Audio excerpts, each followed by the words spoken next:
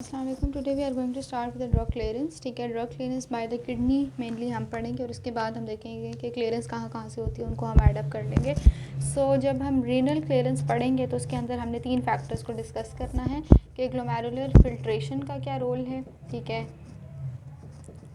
Proximal tubular secretion का क्या role है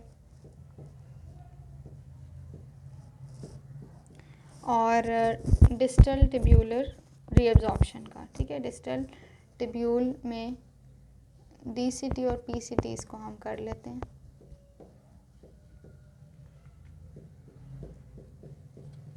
ओके, सो ग्लोमेरुलर फिल्ट्रेशन जो है जीएफआर, ठीक है, वो किस तरह चेंज होगा. तो आपकी ड्रग, अब देखिए ड्रग को हमने एलिमिनेट करना है, क्लियर करना है. ठीक है, एलिमिनेशन के लिए हमें फिल्ट्रेशन रेट को भी ज़्यादा करना पड़ेगा. फिल्ट्रेशन रेट ज़्यादा होगा तो फिर रीअब्जॉर्प्शन कम और आपके पास एक्सक्रीशन ड्रग की ज़्यादा होगी. ठीक है, तो हम ये कह सकते हैं कि आपके पास 2 फैक्टर्स हैं जो कि प्रिडिक्ट करते हैं ग्लोमेरुलर फिल्ट्रेशन को in case of the drug excretion. एक जीएफआर, ठीक है, जीएफआर को हमें ज़्यादा करना पड़ेगा ताकि ज़्यादा ड्रग फिल्टर हो और अल्टीमेटली एक्सक्रीट भी ज़्यादा हो. और दूसरी उसकी प्रोटीन बाइंडिंग कैपेसिटी जो है वो इस प्रोसेस को अफेक्ट करती है. अगर वो प्लाज्मा प्रोटीन में बाइंड हुई हुई है तो वो फिल्टर नहीं हो सकेगी. ठीक है, सो इस तरह ये 2 चीज़ें जो मेनली अफेक्ट करती हैं. लिपिड सॉल्युबिलिटी और पीएच का इतना रोल नहीं है इसमें.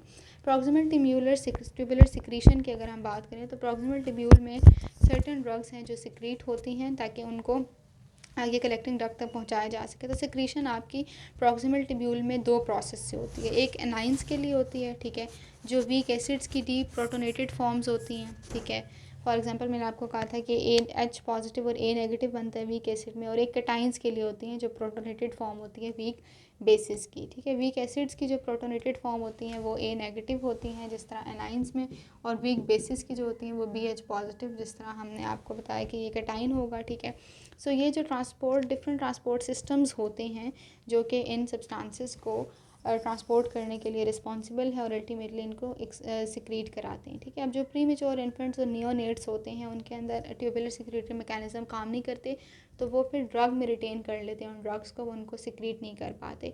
नेक्स्ट है डिस्टल ट्यूब्यूल रीअब्जॉर्प्शन. जो डिस्टल ट्यूब्यूल रीअब्जॉर्प्शन हो रही है वो तब हो रही है जब आपकी ड्रग जो है डिस्टल कन्वर्टेड ट्यूब्यूल में आएगी. ठीक है, तो रीअब्जॉर्प्शन करवानी है हमने वहाँ से जो भी आपके पास अनचार्ज अगर ड्रग है, ठीक है, तो वो आपकी वापस सिस्टेमिक सर्कुलेशन में चली जाएगी. लेकिन अगर वो चार्ज होगी तो वो एक्सक्रीट हो जाएगी. ठीक है, अब हमें यूरिन की पीएच को या यूरिन की जो नेचर है उसको किस तरह मेंटेन करना है और किस चीज़ को एक्सक्रीट करा सकते हैं. अगर हम यूरिन की अल्कलाइनाइजेशन कर देंगे यानी उसकी अल्कलिनिटी इंक्रीज़ कर देंगे तो वीक एसिड्स को इस तरह एलिमिनेट कर सकते हैं. ठीक है, क्योंकि वीक एसिड्स जिस तरह आपको मैंने बताया उसके एनाइंस प्रेजेंट है. ठीक है, और वीक बेसिस की एलिमिनेशन के लिए हम यूरिन की एसिडिफिकेशन करेंगे. इस प्रोसेस को कहते हैं आयन ट्रैपिंग. ठीक है, जैसे फिनोबार्बिटोल के एग्जांपल देते हैं. अगर एक पेशेंट है वो फिनोबार्बिटोल ओवरडोज के साथ आपके पास प्रेजेंट करता है तो उसको हम बाइकार्बोनेट आयंस देंगे. ठीक है, ताकि यूरिन की को अल्कलाइन बनाया जा सके. ड्रग को हमने आयोनाइज रखना है. ठीक है,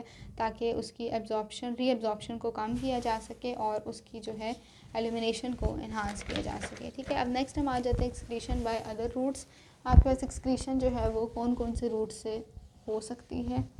एक्सक्रीशन हेपेटिक रूट से भी है, रीनल से भी है, पल्मोनरी से भी है और कुछ अदर मेथड्स भी हैं. ठीक है, तो क्लियरेंस में जब हम टोटल करते हैं तो इसमें हम हेपेटिक को भी ऐड करते हैं, इसमें हम रीनल को भी ऐड करते हैं, इसमें हम पल्मोनरी को भी ऐड करेंगे और जो बाकी दूसरे मेथड्स हैं. ठीक है, now we are left some clinical conditions जो कि ड्रग हाफ लाइफ को चेंज करेंगी. वो क्या क्लिनिकल कंडीशंस हैं जो कि हाफ लाइफ को, पहले हम देखते हैं जो हाफ लाइफ को इंक्रीज़ करेंगी और फिर हम देखेंगे जो हाफ लाइफ को डिक्रीज़ करेंगी. सो हाफ लाइफ को इंक्रीज़ करने के आपके फैक्टर हैं रीनल या हेपेटिक ब्लड फ्लो अगर कम है. ठीक है, for example cardiogenic shock, excretory organs में ब्लड फ्लो कम हो रहा है जिसकी वजह से वो एक्सक्रीशन नहीं कर रही तो आपके ब्लड में ड्रग की हाफ लाइफ बढ़ जाएगी. दूसरी बात आपके पास क्या है कि decrease ability to extract drug from plasma. ठीक है, प्लाज्मा से ड्रग आ नहीं रहा आपके ऑर्गन्स तक. ठीक है, फॉर एग्जांपल रेनल डिजीज़ में, ठीक है, या फिर ड्रग की मेटाबॉलिज्म कम है तो इन तीनों केसेस में हाफ़ लाइफ ड्रग की बढ़ जाएगी. और हाफ़ लाइफ कम कब होगी, ये कम होगी आपके पास अगर हेपेटिक फ्लो बढ़ेगा. ठीक है, प्रोटीन बाइंडिंग कम होगी या मेटाबॉलिज्म ज़्यादा होगी तो हाफ़ लाइफ कम हो जाएगी. This is all about the drug clearance. Thank you.